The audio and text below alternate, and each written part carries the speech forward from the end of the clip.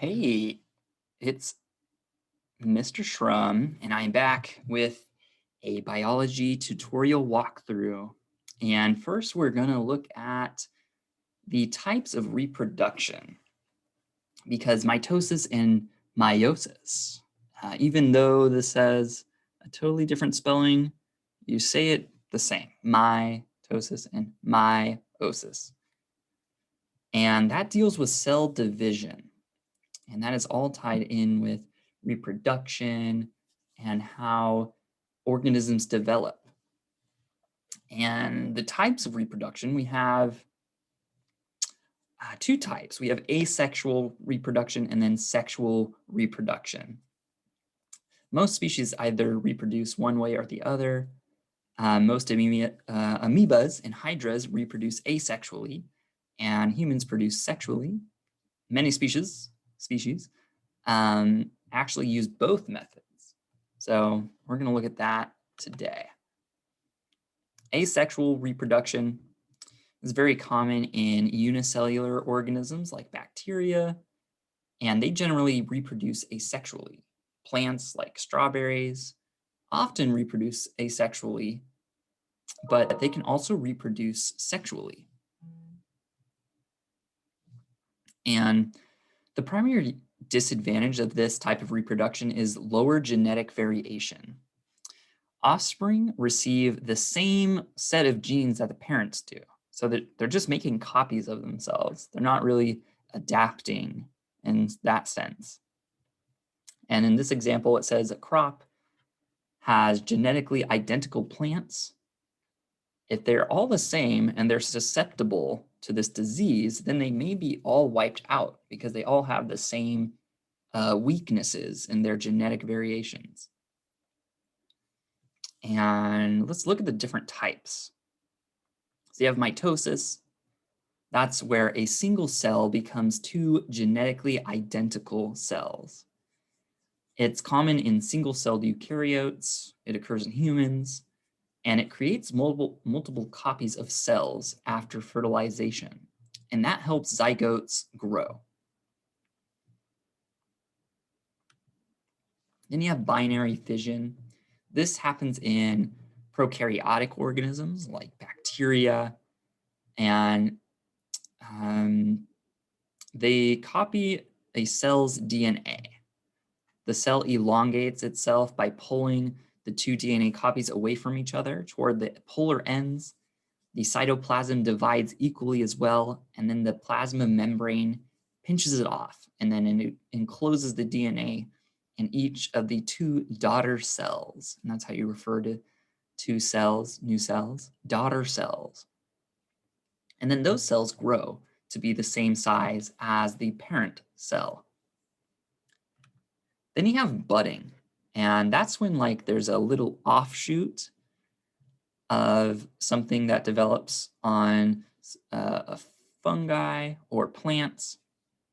DNA divides equally, and the cytoplasm divides unequally.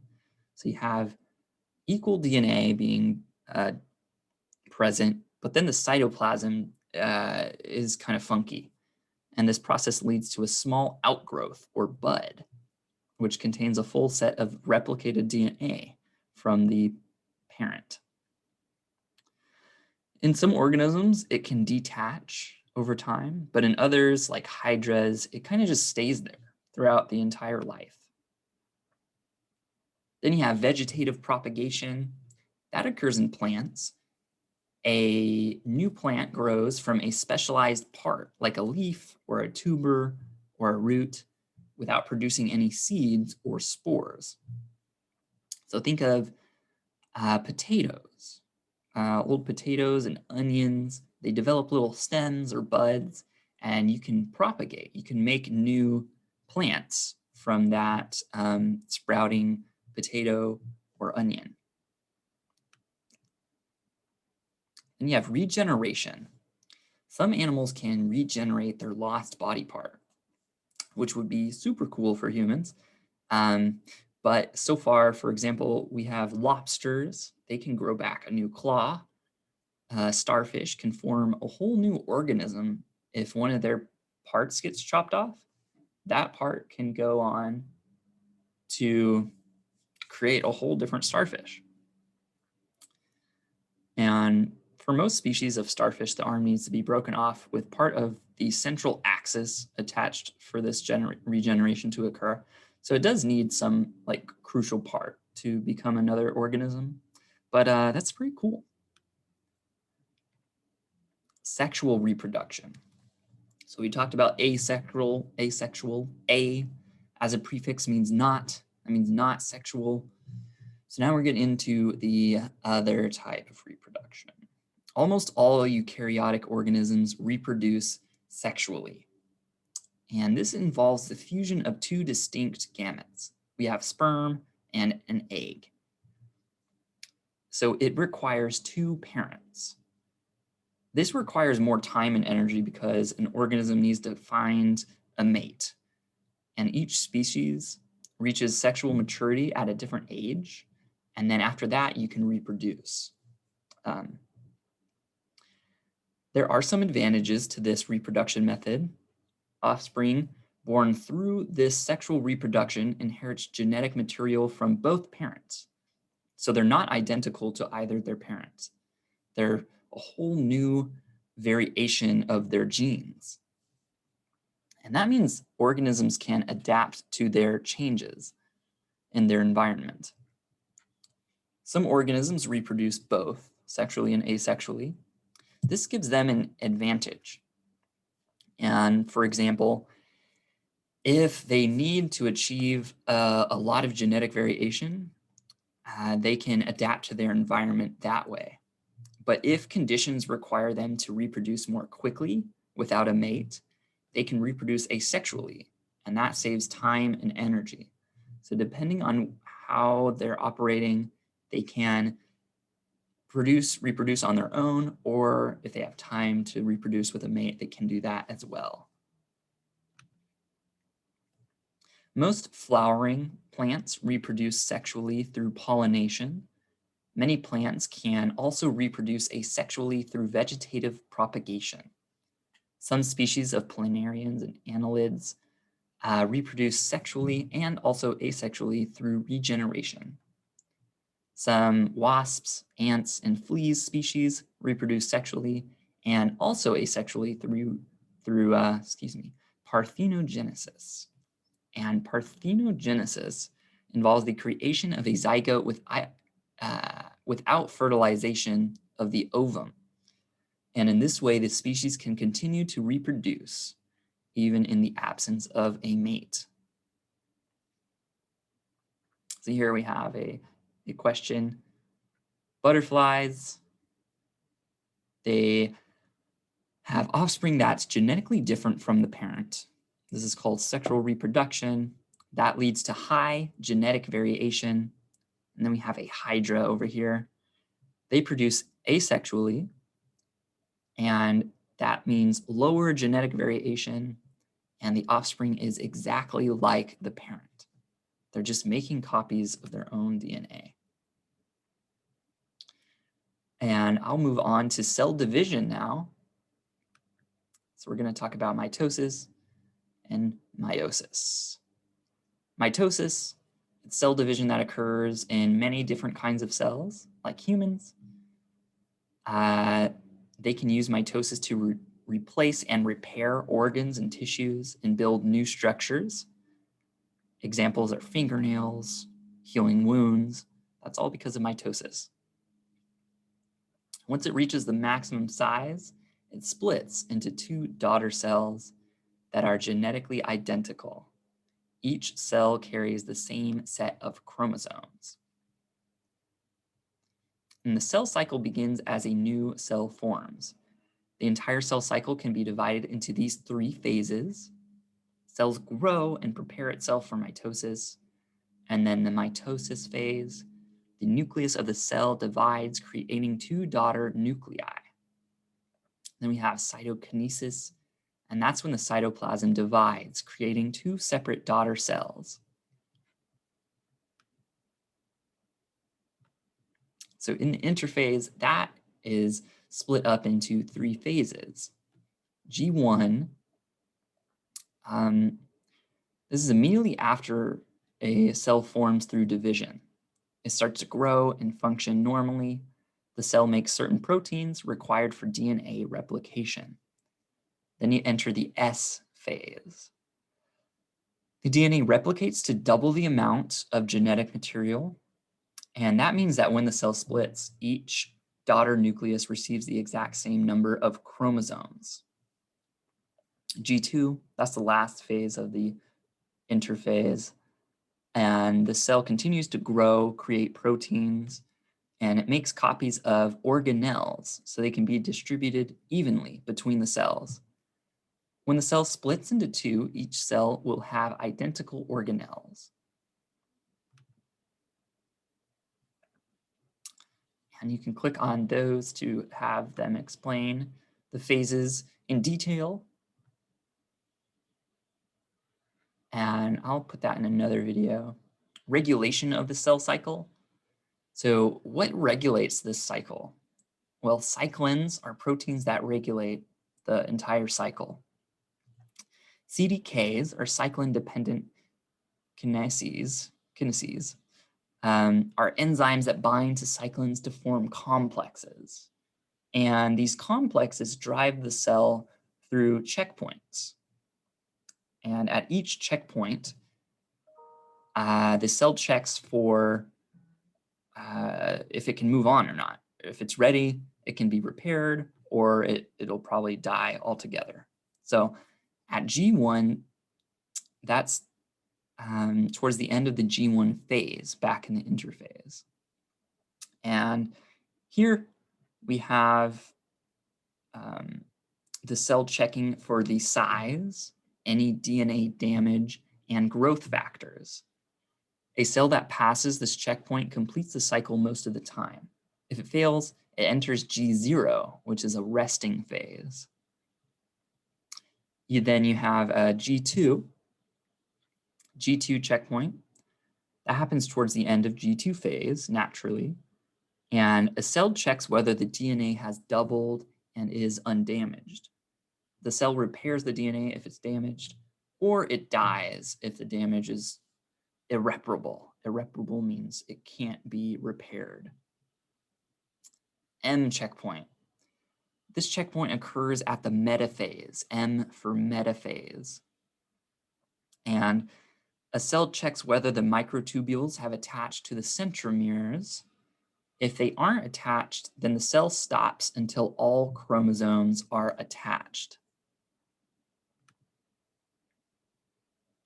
Moving on, we're going to talk about stem cells. Stem cells are really cool. They're like a blank slate cell.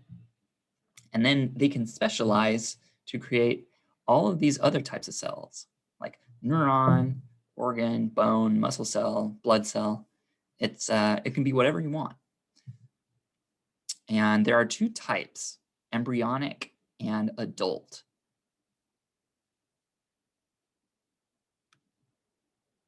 Embryonic, these stem cells come from embryos, grown through fertilization of eggs by sperm under lab conditions. Unused embryos available at fertility clinics also provide embryonic stem cells. These have a high regenerative capability. They can use mitosis to create other cells that are needed in research and stem cell therapy. Adult stem cells are similar. They have regenerative capability, but they're found in adults. And these are in bone marrow, blood, teeth, and the liver. They're not available as much as the embryonic stem cells are. They're in very limited quantities, and they evolve into tissue that's similar to their source. So they can't morph into as many other things as the embryonic stem cells. And it's hard to grow them in a lab or mess with them in an isolated manner. So in this question, you're asked, why are embryonic stem cells more useful in research? Why are they particularly interesting to researchers? which medical advancements are possible, and what ethical issues could arise when you're using embryonic and not adult stem cells. Embryonic stem cells are plentiful, and they can create every cell in the human body. They can use these cells to create tissues. You could grow new organs in a lab to treat diseased organs. Well, it says possibly. Adult stem cells are more rare and limited in the types of cells they can create. An embryo can't grow without its stem cells, so people have ethical concerns about their use. Adults can provide consent to donate their stem cells, so there are fewer ethical issues regarding the use of adult stem cells. Yeah, so this is when science doesn't have all the answers, right? Science can't tell you whether you should do something or not. And this is when humans have to talk it out, weigh the pros and cons. Does it go against any of our ethical principles and all that jazz? So think about that.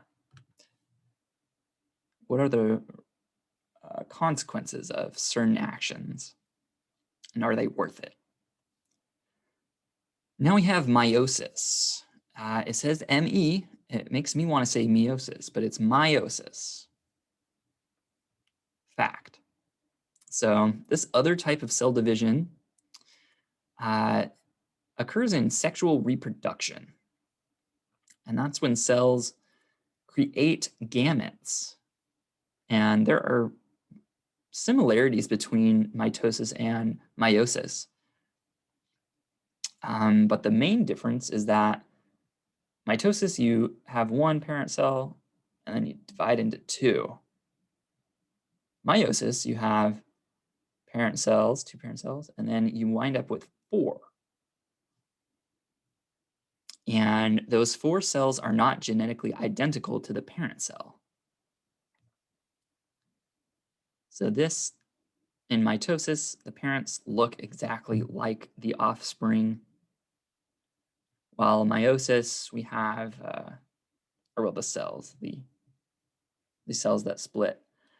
And then the meiosis, you have the parents, or the parent, and then that splits, and then it splits again, and then none of these resemble the parent cell. And humans have 46 chromosomes. At the end of meiosis, 4 haploid human gametes have 23 chromosomes. Male and female haploid gametes fuse together to form a diploid zygote that has 46 chromosomes.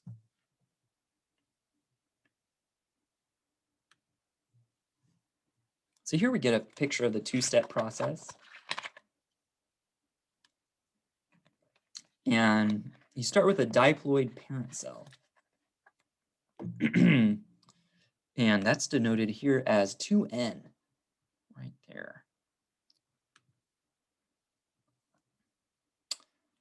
Because it has a complete set of homologous chromosomes. And homologous chromosomes means this. And once those split, they are no longer homologous. You have 2 daughter nuclei. And that is known as the first step, meiosis 1. You have 2 haploid cells. Haploid means not homologous. Homologous, haploid, means not homologous. Each haploid cell contains half of the parent's genetic information. During the second step, meiosis 2, we went from here to here in step 1, and now we're going from here to here to here in step 2. And during that second step, the chromatids in the 2 haploid cells separate, which results in the formation of 4 haploid cells. So this analyzes that in more detail, but I'll upload a video that makes it more obvious what's going on. Then we have a video about the universal theory of cell division. It's about a frog.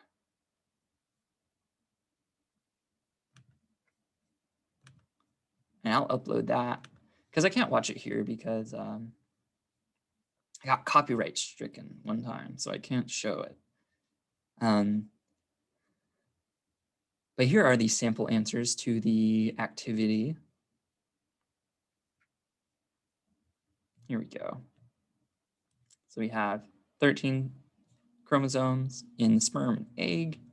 Those combine into a fertilized egg, giving that 26 chromosomes.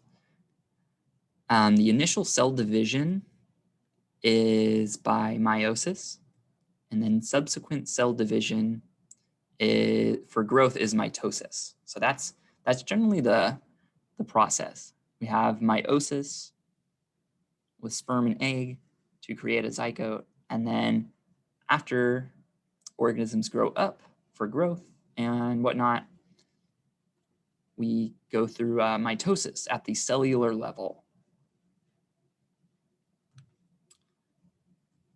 And there's a sample answer for B. Frogs go through meiosis to form sperm and eggs. These cells are haploid gametes, and the fertilized cell is diploid. The organism must go through mitosis to build new tissues. Frogs reproduce sexually. They require sperm from a male and an egg from a female to produce offspring. This type of reproduction allows for greater genetic variation. For organisms that sexually reproduce need to reach sexual maturity before they can reproduce. They also use energy to find a mate. Then the last question talks about chimera. They have two different sets of DNA. Sometimes you don't know. They don't have any symptoms, but sometimes they have two different eye colors or two different blood types. What roles do mitosis and meiosis play in the process? So look at that. You have two zygotes and then a chimeric embryo, and then you have a person. So that can occur when two different zygotes fuse to form one organism. And that sample answer for that. Meiosis creates haploid sperm and an egg that fuse to form two zygotes. When the zygote fuse into a single embryo, the process of mitosis allows the cell to divide. That creates an embryo that has two different types of genetic material.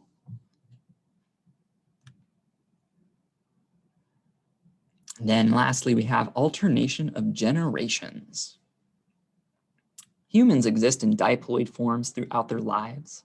The only haploid stage in humans occurs in the form of sperm and eggs, which are single cells. Plants, however, have a multicellular stage that's haploid and a multicellular stage that's diploid. The transition between the two stages is called alternation of generations. The plant life cycle segregates into two generations, the sporophyte, right here, which is a diploid state, and the gametophyte up here, which is a haploid state.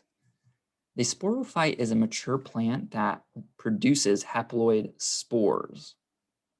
So you see how it's producing spores. The spores are the gametophytes, which produce gametes. The fusion of gametes creates a diploid zygote right here. So those two form a zygote, which results in a sporophyte. In most cases, the gametophyte generation is present in a reduced form. There we go. Sporophyte gives off spores. The spores fuse to create a zygote, and then on and on and on. Ferns have a unique life cycle. The sporophyte and gametophyte generations of ferns are separable structures, and they can survive on their own. So here's the life cycle of a fern.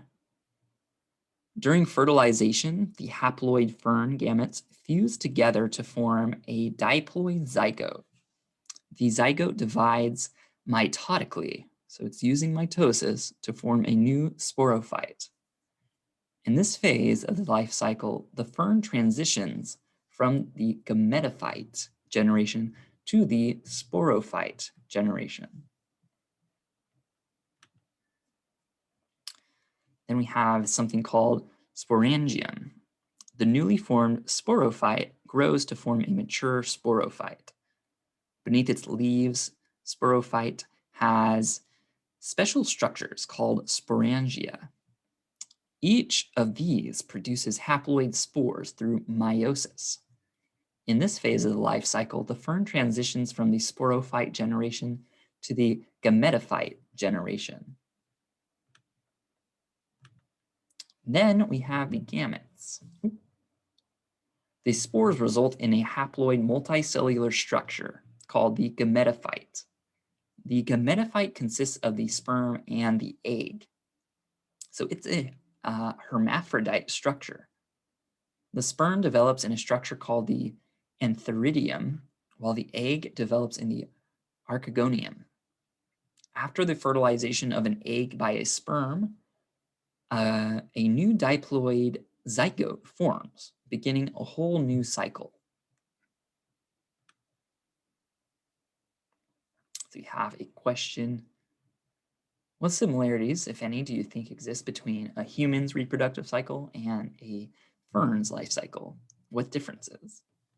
And the sample answer has the similarity between ferns and humans is that both go through meiosis and mitosis. But ferns are different because they have multicellular, free-living haploid and diploid forms. In humans, the haploid stage exists only in the form of single cells when they are sperms or eggs. Only the diploid stage that begins with a zygote grows mitotically to form a multicellular, free-living human. So ferns have two free-living forms in haploid and diploid, where humans, they start out as haploid, but really are only free-living humans as diploid. And that is the summary. So congrats on getting through mitosis and meiosis. If you're ready, go take that mastery test. If not, watch a few more videos on mitosis and meiosis, and then you should be good to go for the rest of the semester. And yeah, good luck with everything. If you have any questions, ask me in Canvas, email me, whatever. And I will help you as much as possible. And until next time, have a great weekend and week and break. See ya.